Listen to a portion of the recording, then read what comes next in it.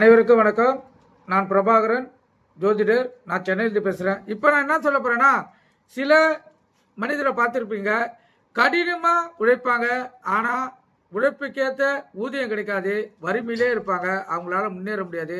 அதை பற்றி தான் நான் சொல்ல போகிறேன், கருத்தில் கொள்ளுங்க. சில ஜாதகர்கள் மிக கடினமாக உழைத்தாலும் ஏதோ பேருக்கு அவங்களுக்கு வண்டி ஓடும், முன்னேற்றமின்றி செக்கு மாடு கதையாக வாழ்வு இருக்கும். கருத்தில் கொள்ளுங்க. அதுக்கு என்ன காரணம், அதை தான் இப்போ சொல்ல போகிறேன். ஜாதகத்தில் 4ஆம் இடத்திலேயோ 10ஆம் இடத்திலேயோ பல கிரகங்கள் கூடியிருப்பின் இந்நிலை ஏற்படும்.